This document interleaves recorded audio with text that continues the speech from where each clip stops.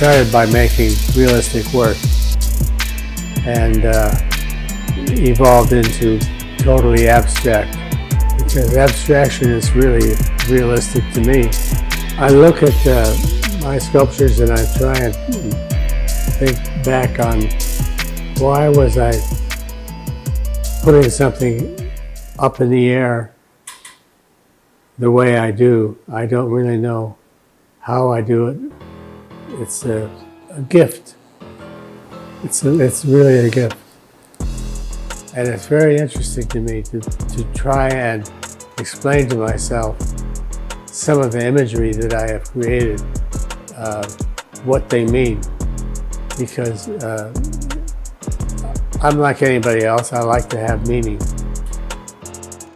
Abstraction, as Munch once said, gives us some insight into the mysteries of the interior of the soul. And Bill's work, through paradox, tantalizes us to think about those mysteries. I look at things and I see all kinds of images that are abstract. There's always something, a challenge. There's always something going on there that you have to solve. The ability to look at a piece of art and have it constantly give me delight and give me a sense of intellectual stimulation as well as a sense of aesthetic pleasure is a hallmark of what I consider to be great art. Art should enrich and ennoble one's life. And those characteristics are what gives Bill's work, and indeed any great piece of art, continuing validity as time marches on. Good art not only makes you think, but it also makes you feel. I think one of the things that you try to do as an artist, and Bill certainly achieves it, is a revelation of some sort that allows the patron to take something in that's new. And I think that's part of what a good artist does.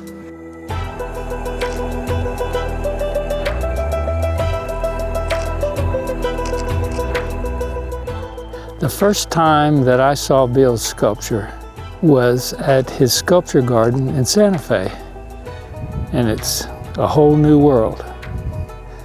There's big, gigantic sculpture, there's small sculpture, and every one of them grabs your attention.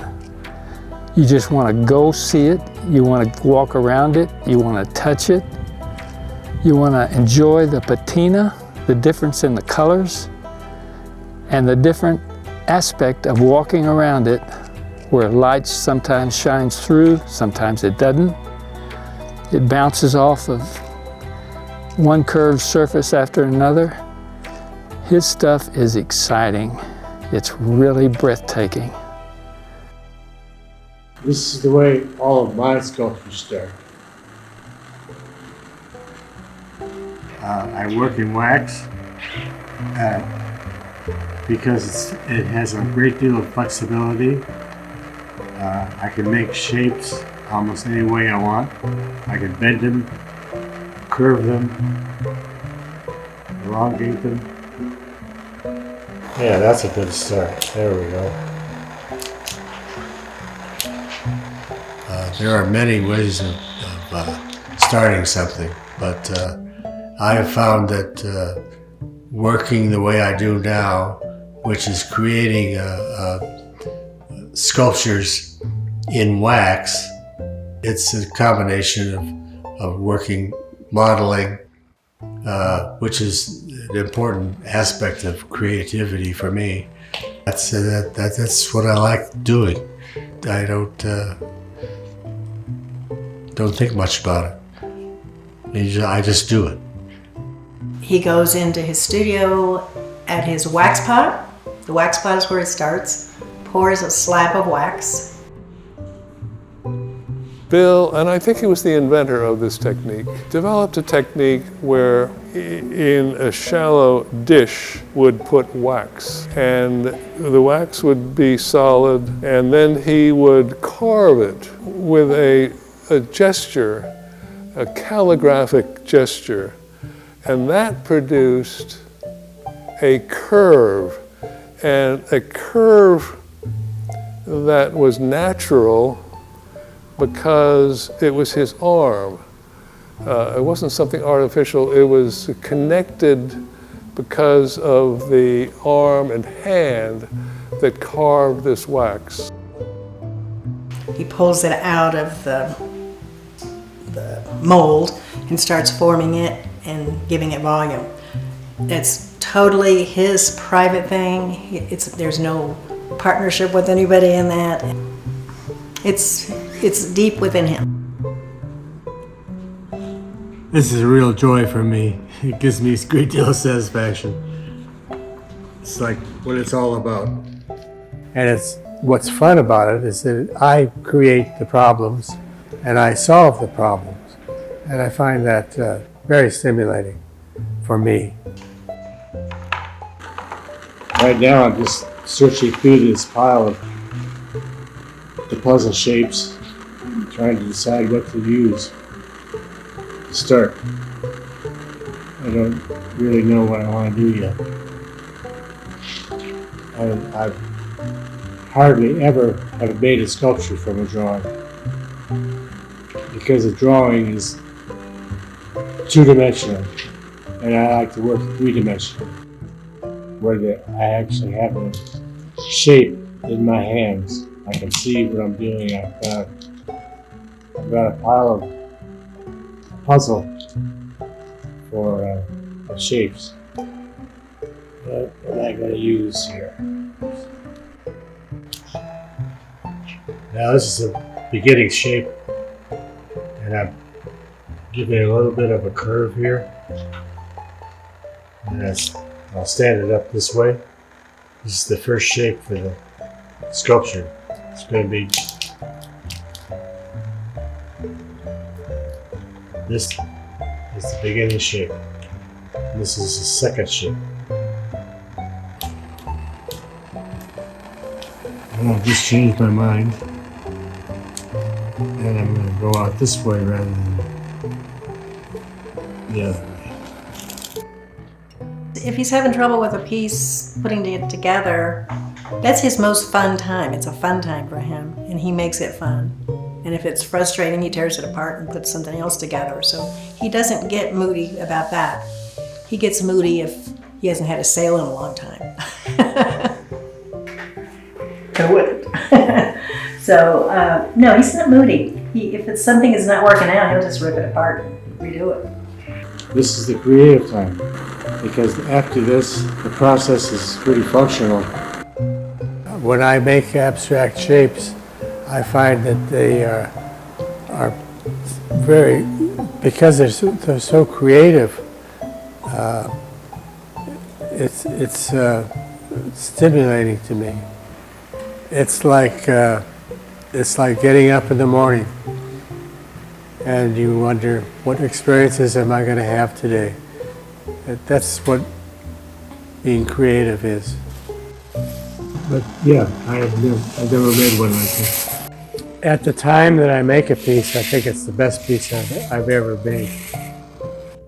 But after I'm finished with the piece, I move on. The next piece is going to be the best one. I have checked out in the past to make sure that Bill hasn't made a duplicate sculpture of my cat. No, he does not. He does not do that. I mean, he makes works in a series, so they're going to have certain aspects, like maybe the height is going to be the same throughout, or they're going to be more vertical than horizontal. But they're always different. There's nothing that's the same.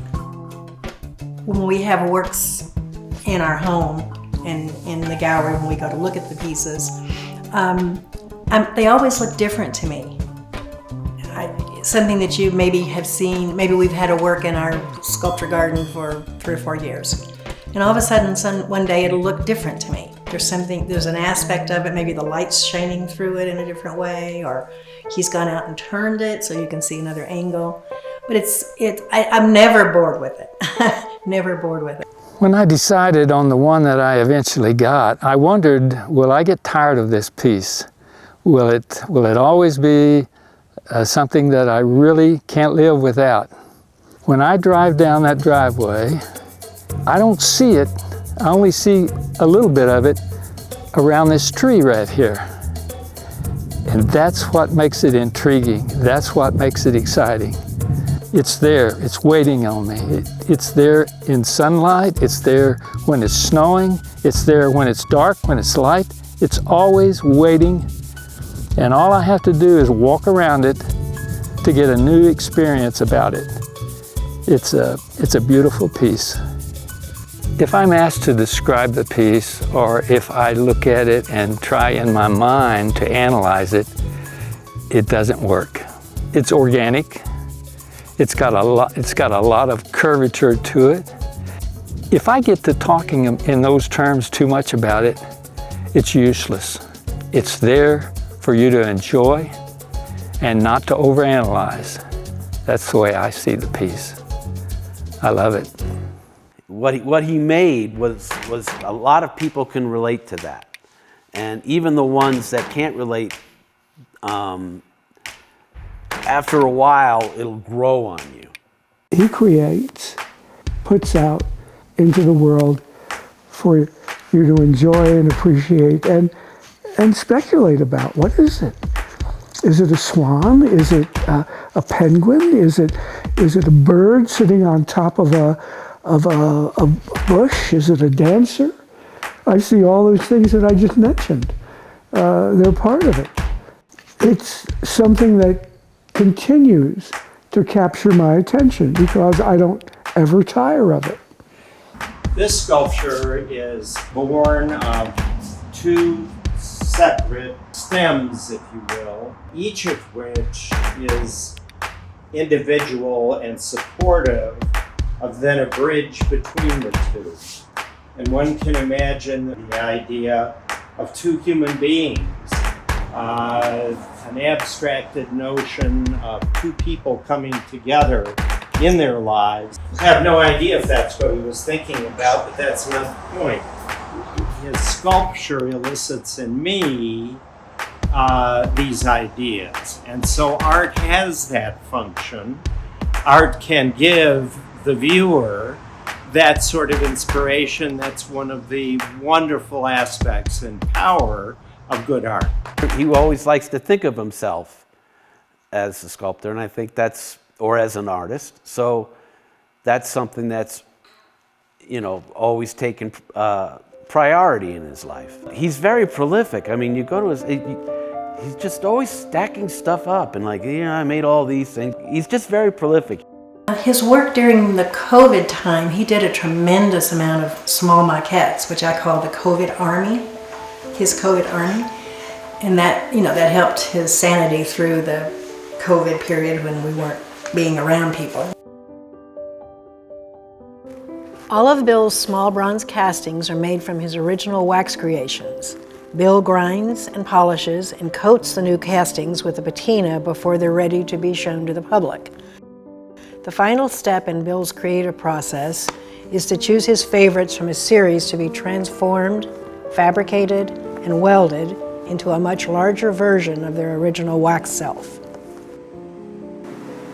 Another major process that is mechanical, engineering, it's not art per se, is taking his cast bronze and the mechanical process of converting that relatively small bronze into his large bronze works, which require carving sheets of bronze and welding them together in such a way so you don't detect the welding. It's as though these large pieces were cast or that they emerged somehow from nature because they have their movement has natural forces embedded in them, and those forces relate to his original drawing in wax. I have certain things that I want to express, and that is something I've learned how to do, and that's making sculpture. I find that's very fulfilling, and I just don't care to do anything else, and I have the luxury of being successful enough that it works. That's a very satisfying experience for me to be able to put different shapes together and looking at them and saying, that's kind of a nice relationship. I like that, the way it works. I find that making a good relationship is the same as a good marriage. You never know what you want until you get it. The abstract forms that he's melding together to create a singular piece. Those interactions just continually change and grow.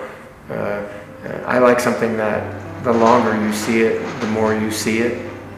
So a lot of things you see it once you've seen it, you're over it. But something well done, it continues to change over time. And I like that part of his work. Over the years, over the weather, summer, winter, your moods change, the lighting changes, and that thing just keeps growing.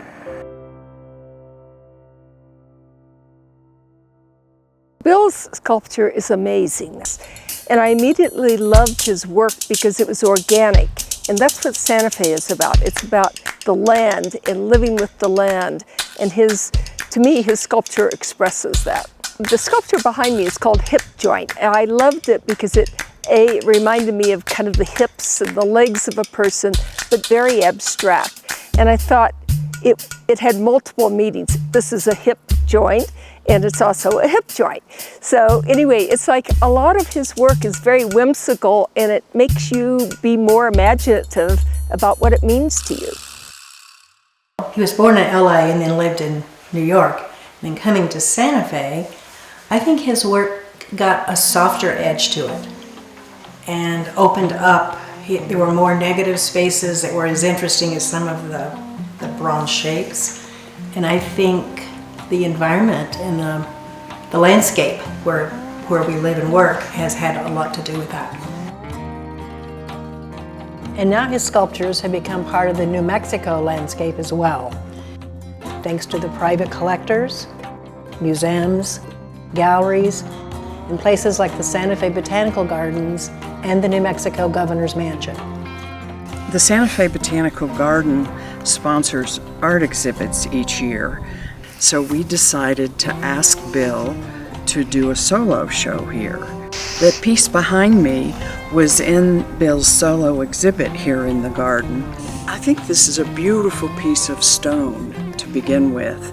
It's made of Carrara marble. It has a simple elegance to it, but it also carries on with the movement that so many of Bill's pieces have. And Bill and Deborah are so generous that they gave that sculpture to the garden.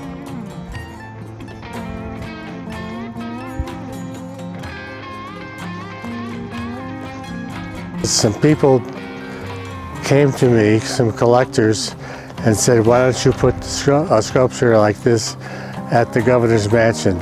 They need to exhibit artwork from New Mexico artists. But I was looking at it, it's an old friend that really comes out and speaks to me and says, hi, Bill. Very excited about seeing it again. I'm just so happy that it looks so well here in this placement. His paintings are an interesting complement to his sculpture. It turns out some of his earliest artistic work was in fact painting. over the last few years, Bill seems to be even more interested in painting. His artistic sensibilities and desire to communicate his artistic sensibilities can't be done only by sculpture, apparently.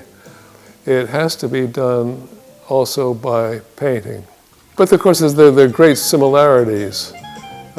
His paintings flow the way his sculptures do. I think the whole process of being creative is like being a kid, just having the freedom of doing what you want to do, what you always want to do. I like filling up space. I like organizing space and organizing positives, eliminating the negatives, as the song said. You got to accentuate the positive, eliminate the negative, latch on to the affirmative, don't mess with Mr. In Between. Trying to be free with yourself is very difficult.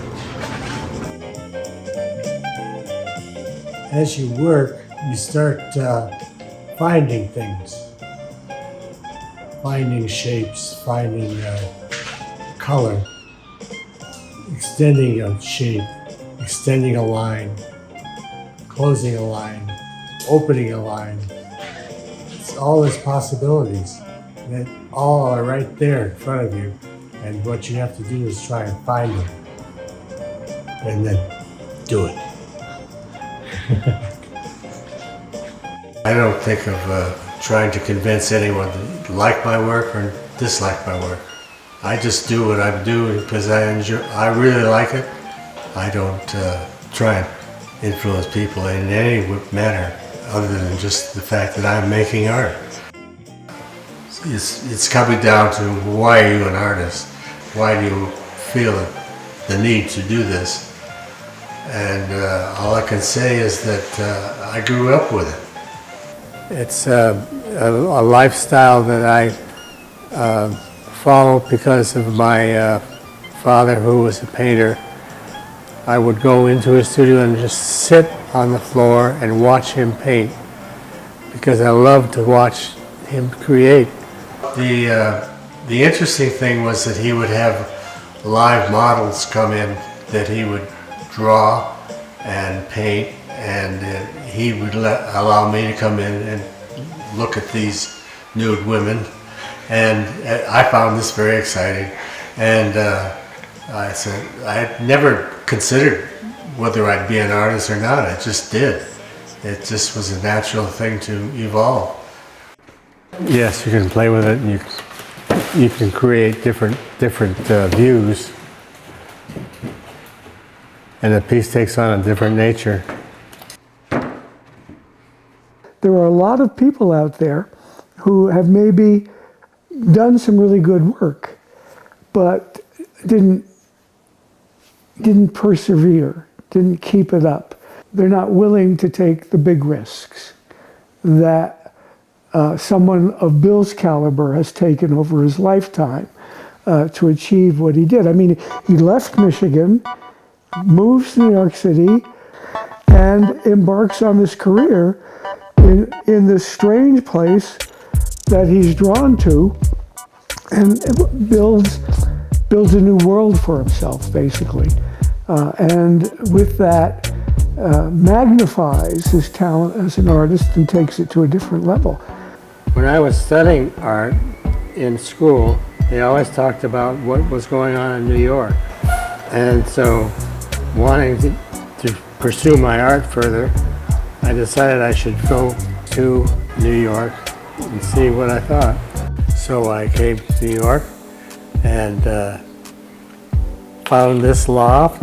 I was the first one in this loft, and for working and living. I developed my career here in New York City because this was the place to make it as an artist. I wanted to communicate with the artists that I respected, that I knew lived in New York. And so when I came to New York, there were certain bars that were important, where most all of the artists would collect every night. And that was a lot of fun to experience that, because you could rub shoulders with the famous artists and be a part of that, what was the art scene in New York.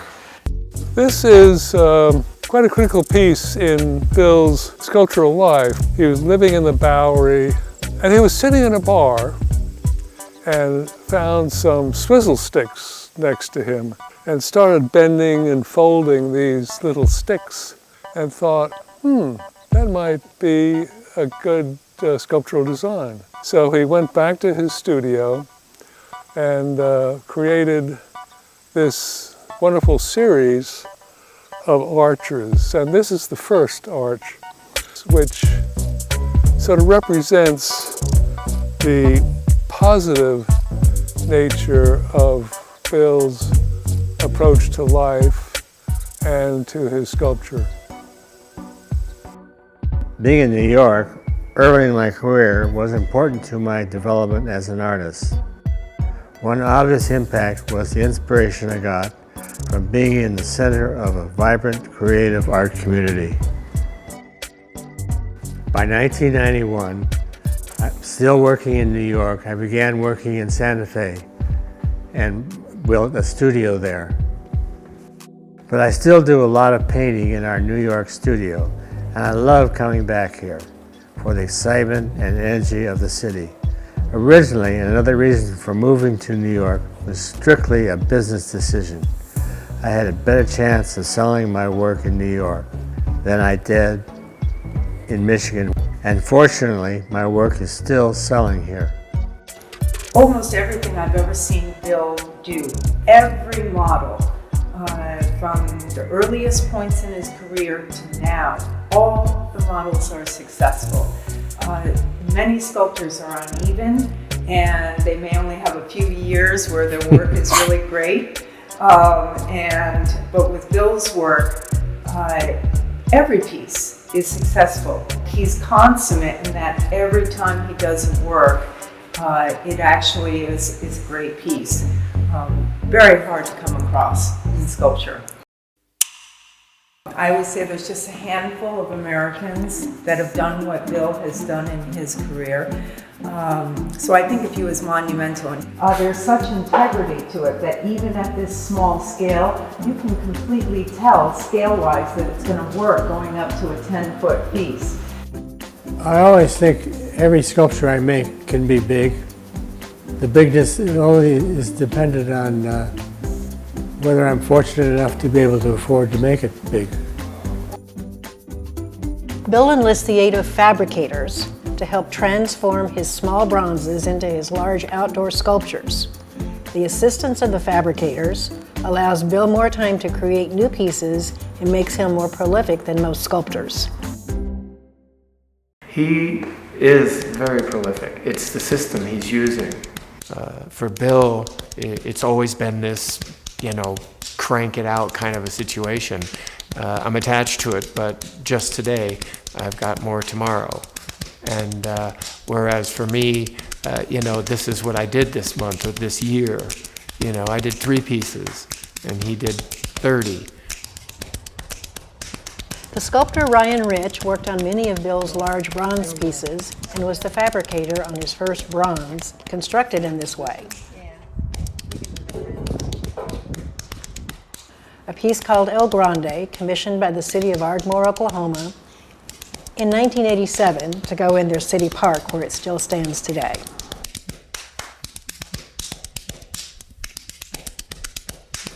Bill taught his sons, Kevin and Alex, to weld and to work on the fabrication of his pieces. Eventually, they became full-time sculptors themselves. Carrying on the family tradition of artists to a 3rd generation, Kevin has a studio in Boston. Alex has a studio in Santa Fe where, in addition to creating his own pieces, he still fabricates some of Bill's large sculptures. I kind of always worked for Pop, and the technical end of welding and grinding and you know, enlarging, started in his studio in New York. I think that if I build somebody else's work, I like, you know, it's their design, it's their thing. I just want to help them realize it. That's it. My father usually works on the bronzes in his shop, and then he patinas it, polishes it up a little more, and then he, out of like a couple of hundred that he has laying around, he decides which ones he wants to make larger. And this one's named Pretzel is being built to be about 9 feet, because I have 9.5-foot ceilings, so I could fit a 9-foot piece in here. So, although he kind of wants things bigger, I told him, well, 9 feet's it. Which he agreed to, thankfully. I like being able to build things, and I get a real satisfaction out of building my dad's or anybody else's things when it's a good job, you know, when it's done right and it's appreciated. You want to keep the integrity of what you're making. So you'll lose some of the goopiness. It won't look like it's wax anymore. It'll look like it's fabricated. If you bend down like this, you can line it all up. Come here. If you look through this angle this way, you can see how this piece lines up with the bigger piece. And that's also another way of, so you have to, by lining it up, by sitting down here and like saying, okay, does that thing look like that? Oh yeah, there it is, you know. That way. Ultimately, what you're making is this. You can't just, these shapes sometimes you'll put it together all with the line registers on it, but it won't look like that shape. So you have to come back and figure out, oh, okay, what's it really telling me here? What am I having to make? If you don't start with a good base, nothing's going to work. So you always, the beginning of the sculpture always takes longer, because you've got to get that first stuff right. Otherwise, as you put the pieces on, nothing is going to line up. On this sculpture, the hardest shape was this bottom piece, because it had to tilt and then come back in. Once you get it made, then you can stare at it and say, okay, that doesn't look right. And then you have to go back, measure things, make sure that there's a tilt here, and you got to weld it down, and then you got to bend this and push that. And you hope for the best, but as you start putting the first few shapes together, you know, like I said, they have to be your base that you're going to build everything else on.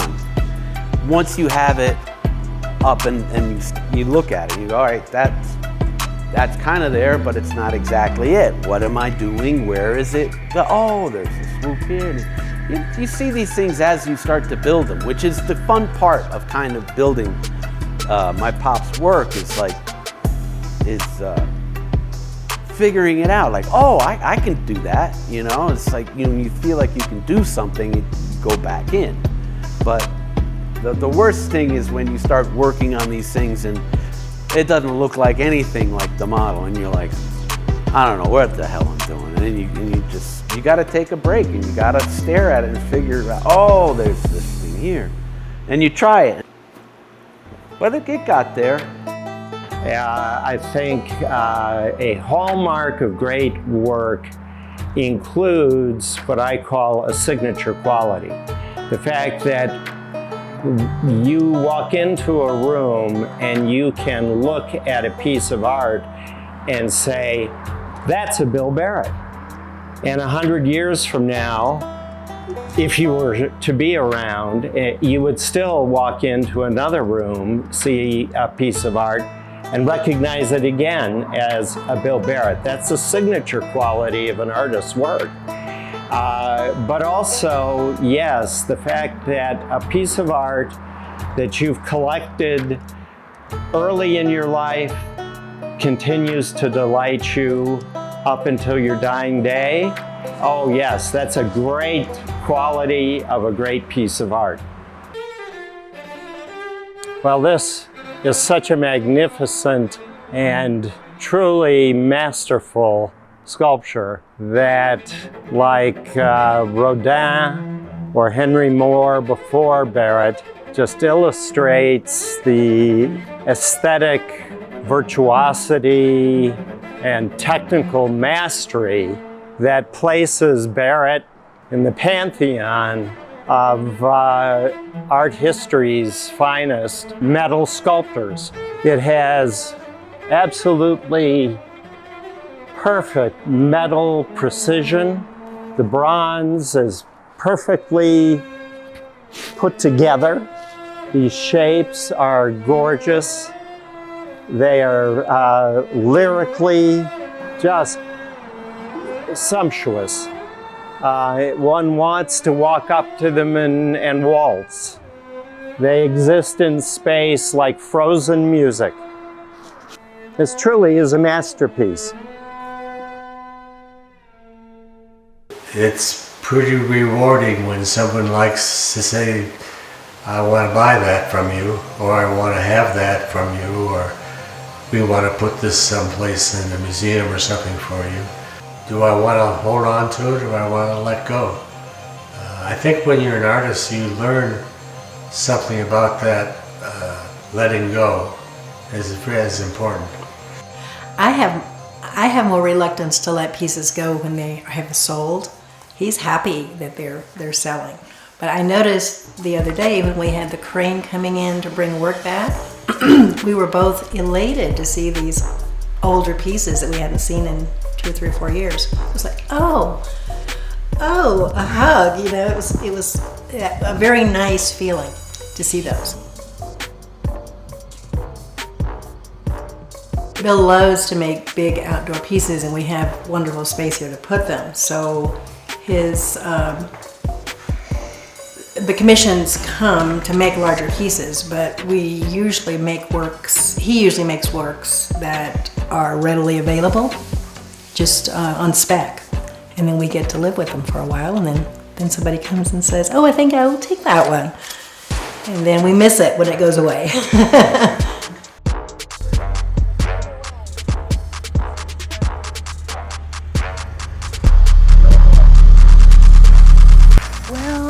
It's my favorite. It's really grown on me, and missed all of them that have been away. So it's like like a book, an open book, two pages of a book. Like it, Bill? I certainly do. Like seeing all of these back. They're like old friends. It's like I haven't seen them in 10, 20 years. We've been lucky to sell a lot of them. The staticness of bronze, the fact that metal is immutable, and the fact that when we look at it, we think of dance, we think of lyricism, we think of poetry. How can those two things possibly coexist? And yet, look at how beautifully kinetic it is. It illustrates this idea of motion, of movement, this form of dance, this form of lyricism, frozen in space.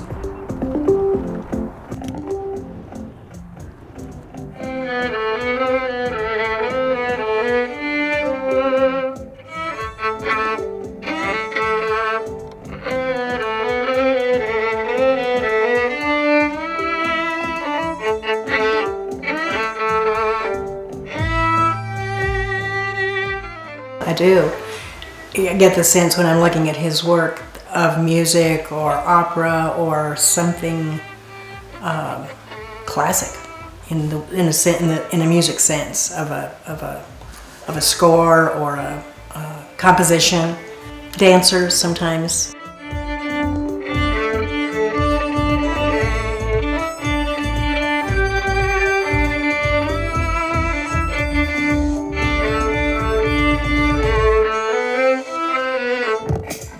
Bill's work, whether it's out in nature, it really just interacts beautifully with nature or other pieces of art. And his work, unlike some other artists' work, no matter where you situate it, it usually adapts and adds something to the environment.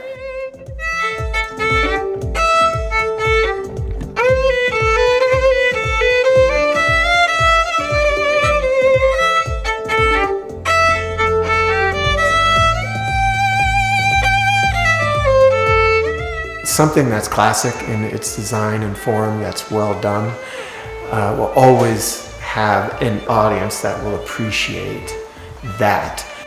And to really appreciate something like this is to understand it, which is only gathered by time.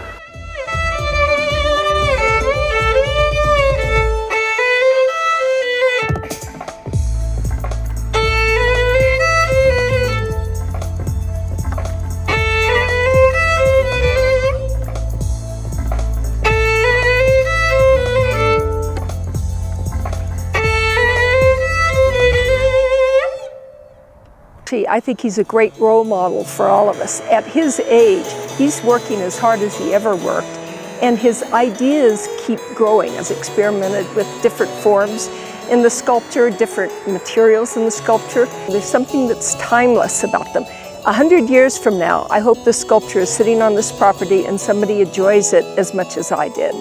Bill creates his forms from an understanding of abstract expressionism, but it does brings ideas that continue to intrigue us, ideas that are avant-garde in the sense that they bring new senses, new intrigues, and indeed new paradox. And Bill's work certainly does that for us.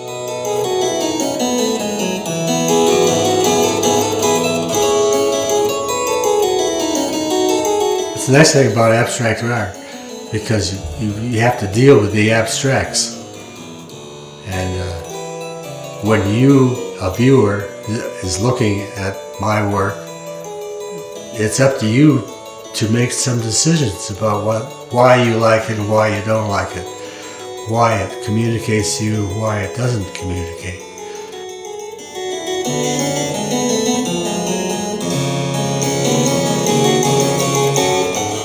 The hallmark of abstraction is the demand that it places on you, the viewer, to complete the narrative. Abstraction is the outline. The viewer has to supply the story, fill in the meaning, and be an active participant in the creative process. This is abstraction's enduring appeal and the power fueling Bill Barrett's creative life.